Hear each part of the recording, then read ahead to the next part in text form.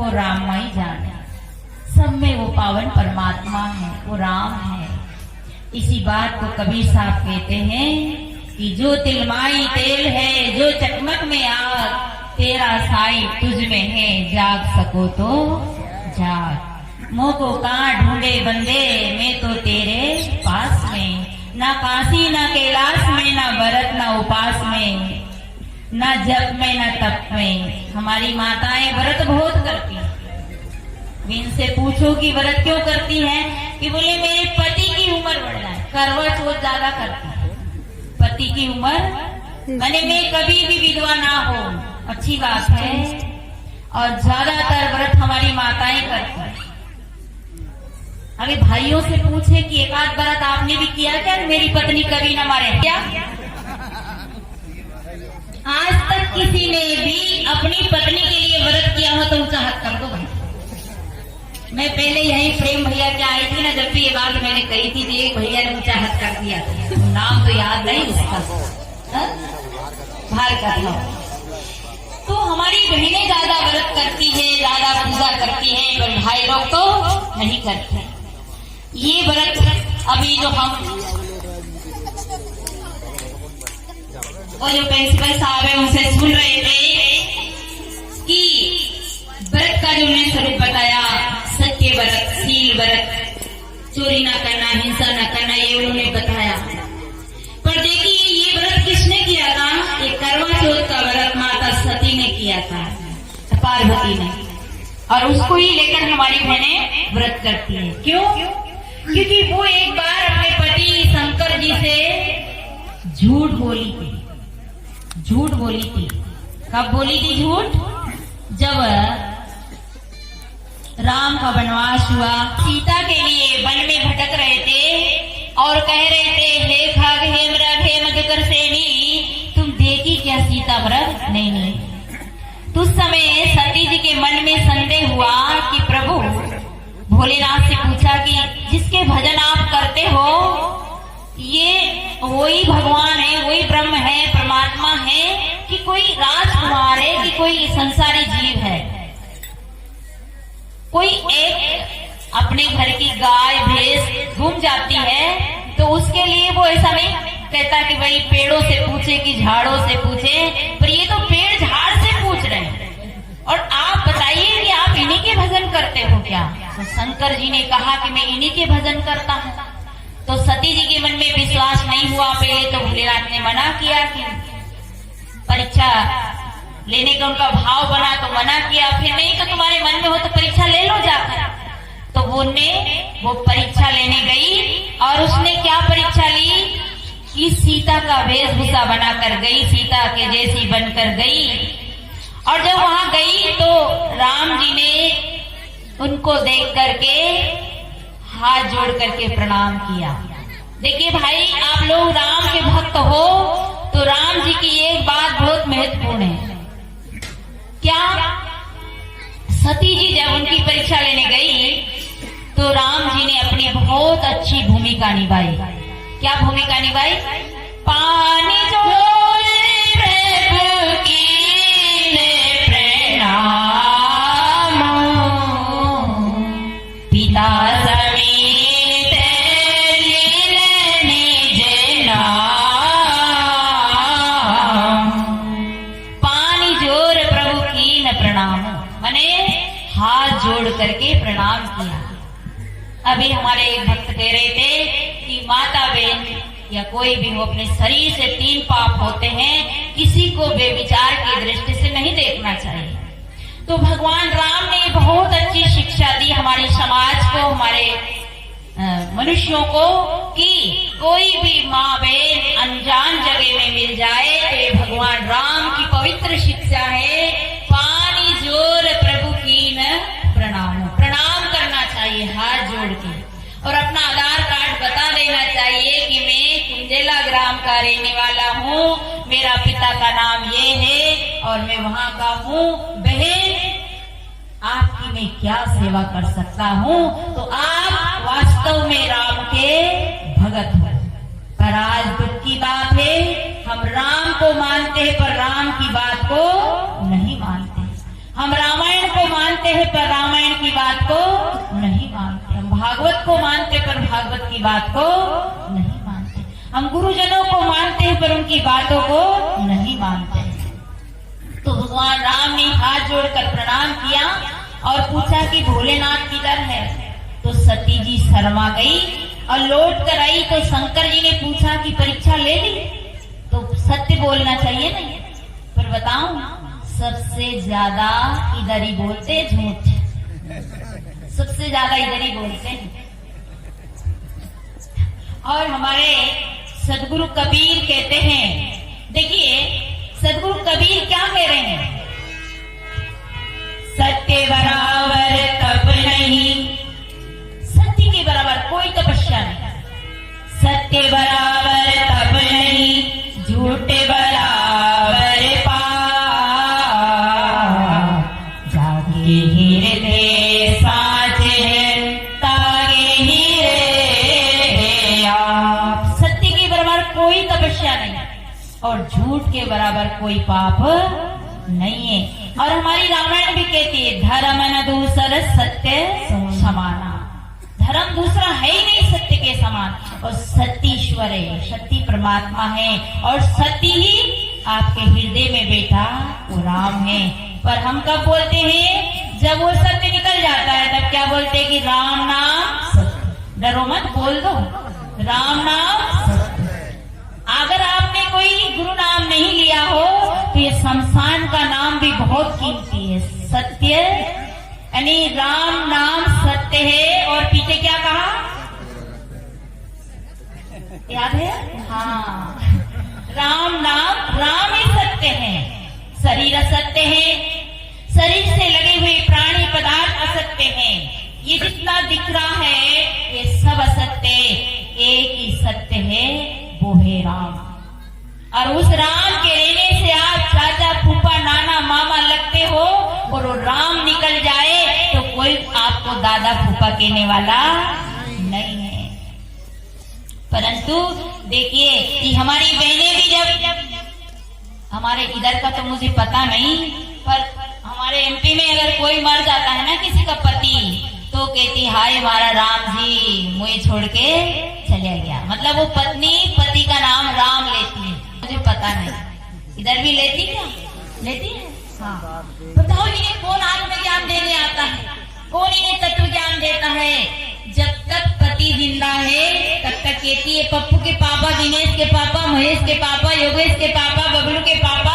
और जिस दिन शरीर छूटा और छूटते क्या कहती है, हाय हमारा राम जी मुझे छोड़ गए, बताइए। और इसी बात को भगवान राम ने तारा को ज्ञान दिया था। तारा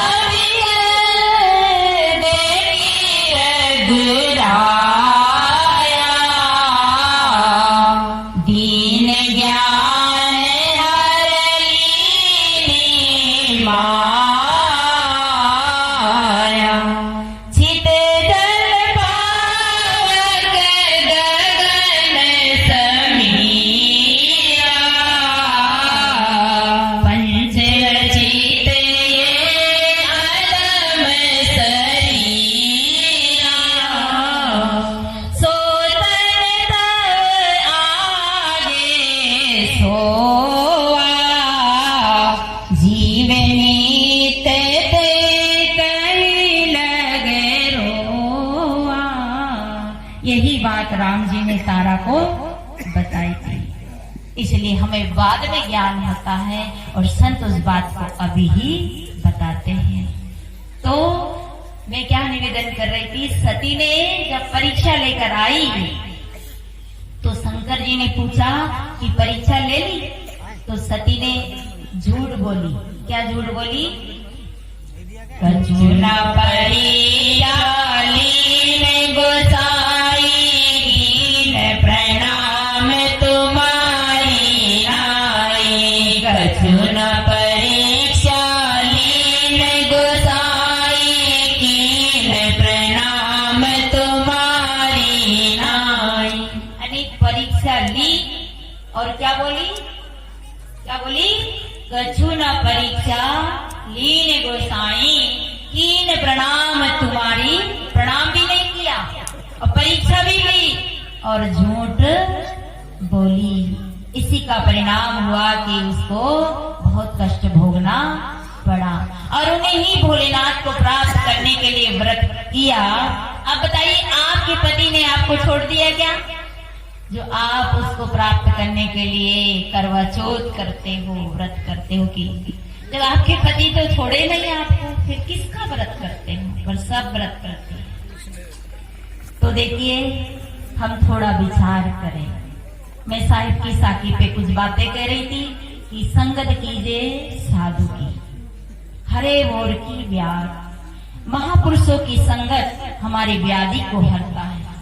हमारी जिंदगी में व्याधि क्या है, दुख क्या है, संकट क्या है।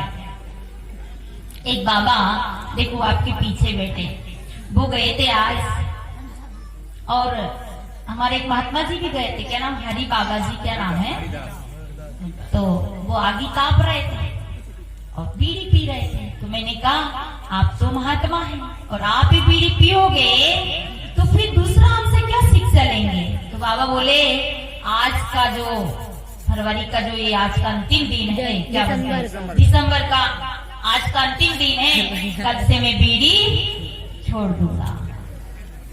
आज हमारे लोग क्या खाते हैं, क्या पीते हैं। हमें सुंदर मनुष्य जीवन मिला है, संतों ने इस मनुष्य जीवन की भोरी भोरी प्रशंसा की है।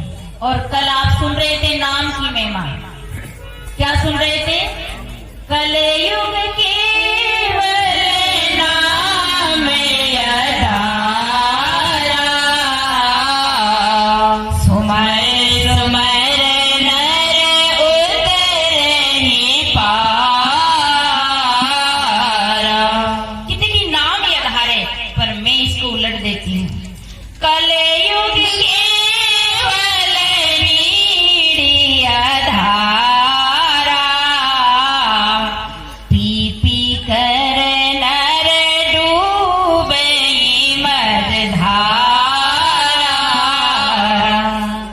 हुक्का केवल नाम आधारा, अरे पी पी कर डूबे मझधारा। हम कह रहे कि कलयुग केवल नाम आधारा, कैसे कह रहे? कहता तो भोदे मिला, या कबीर साहब की साखी कहती है, कहता तो भोदे मिला, घेनता मिला न कोई, सो कहता भाई जान दे जो न घेनता हो। कहने से क्या होगा जब जिंदगी में उतारेंगे नहीं। दो जने हुक्का पी रहे थे, यहाँ तो बहुत जने हुक्का पीते हैं, आप लोग नहीं पीते, आप लोग बहुत अच्छे हैं।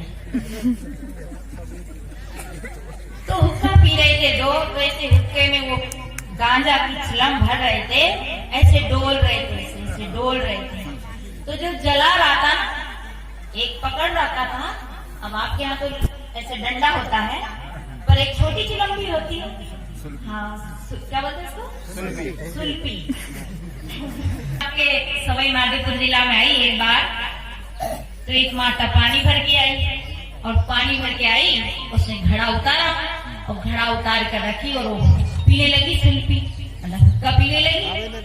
तो मैंने कहा कि घड़े में से आग कैसे निकल रही, क्योंकि वो घड़ा उतारी, जहाँ घड़े था ना उसी जगह बैठ कर पीने लगे। तो मुझे घड़ा घड़ा दिख रहा था, उसका धुआं ऊपर जा रहा था। मैंने कहा घड़े में से धुआं कैसे निकल रहा? क्या कबीर साहब की वाणी तो नहीं है कि पानी में पावक जरे अंधे आंख न सूझे? तो पानी में पावक कैसे जल रही? के थोड़ी नजदीक गई तो एक माता हुक्का पी रही थी। यहाँ पिता और की बात नहीं है, तो माता और भी हुक्का भी पी जाती है। तो वो दोनों ऐसे चिलम पी रहे थे, ऐसे डोल रहे थे। उसने कहा यार तेरी चिलम का मुंह बहुत छोटा है। उसने कहा क्या बात करते हो, मेरी चिलम का मुंह आपको छोटा दिख रहा? मेरे पिता की 20 एकड़ इसमें समा गई, अभी भी तुझे इसका छोटा ही मुंह दिख रहा? एक महात्मा जी ने कहा भाई गांजा मत पीना, गांजा बहुत खराब है। तो कहा कि अरे गांजा क्यों नहीं पीना चाहिए, ये तो शंकर जी की बूटी है। आदमी बहुत चालाक है, इतने चालाक है कि तो शंकर जी की बूटी, अरे शंकर के भक्त, शंकर जी ने तो हल हल विष पिया था, जरा एक कटोरा पी के देख लो। कितने भक्त हैं, नाम शंकर जी का लेते हैं, काम उल्टा का सीधा करते हैं। तो बाबा ने समझाया कि हुक्का नहीं पीना चाहिए, कि नहीं हुक्का पीना चाहिए। तो उसने क्या कहा, कंकर में शंकर बसे, कंकर में शंकर बसे, सापी में सीताराम, गांजा में गणपति बसे, चिलम में चारों धाम। कहते कि कंकर में शंकर बसे, वो जो कंकर रहता है ना उसके ऊपर, उसमें तो शंकर जी का वास है। तो कंकर में शंकर बसे, सापी में सीताराम, एक छोटा सा कपड़ा लगाते हैं, उसमें तो सीताराम का वास है। कंकर में शंकर बसे, सापी में सीताराम, गांजा में गणपति बसे, गणेश जी का वास है तो गांजा में, और चिलम में तो चारों ही धाम है, फिर उसे नहीं पिए तो किसको पिए। तो महात्मा कहे, कंकर कहे कोरा करूं, सापी सब धन खो, गांजा में सब कुछ फूके, चिलम में चूस जाए तो। अरे कंकर कोरा कर जाएगा, जैसे कंकर कोरा है, ऐसे विचारों से कोरे हो जाओगे, धन से कोरे हो जाओगे, बात से कोरे हो जाओगे, बुद्धि से, शरीर से, सबसे कोरे हो जाओगे। कंकर कहे कोरा करूं, सापी सब धन खोए, और गांजा में सब कुछ फूके, चिलम चूस जाए तो। इसे भाइयों, सत्संग आप करते हो तो जिंदगी में दुर्व्यसन से दूर रहिए। एक से महात्मा ने कहा कि नशे पत्ते से दूर रहना है। उसने कहा महाराज बहुत दूर रहूंगा। तो चीलम का पाइप है ना, वो नीम का पेड़ है ना, वहां गाड़ दिया, इतनी दूर। महात्मा जी आए कि दूर रहना, बोले देखो महाराज इतनी दूर, चीलम का पाइप इतनी दूर है, मैं यहाँ हूँ। तो नली फिट कर दिया। आदमी बहुत चला। एक ने कहा गांजा छोड़ो, बीड़ी छोड़ो। तो एक भाई खड़ा हुआ, बोले महाराज आप बार बार सत्संग में ही चिल्लाते रहते हो, गांजा छोड़ो, बीड़ी छोड़ो, झूठ छोड़ो, शराब छोड़ो। अरे सुनो महाराज, आज से मैं बीड़ी छोड़ू ना छोड़ू, गांजा छोड़ू ना छोड़ू, पर याद रखना आज से आपकी सत्संग छोड़ के जा रहा हूँ। तो ऐसे मत करना। हम यहाँ बदलने आए हैं, यहाँ हम अपने कर्म को बदलने आए हैं, यहाँ हम अपने संस्कार को बदलने आए हैं, यहाँ हम अपने जीवन को बदलने आए हैं, यहाँ हम अपने स्वभाव को बदलने आए हैं, यहाँ हम अपनी आदतों को बदलने आए हैं। पर दुख की बात है, जाते जाते जूता चप्पल बदलने जाते हैं। स्वभाव नहीं बदलते, आदत नहीं बदलती, कर्म नहीं बदलता, पर जाते जाते जूता चप्पल बदल ले जाते हैं। आदमी बहुत चालाक है। हम ये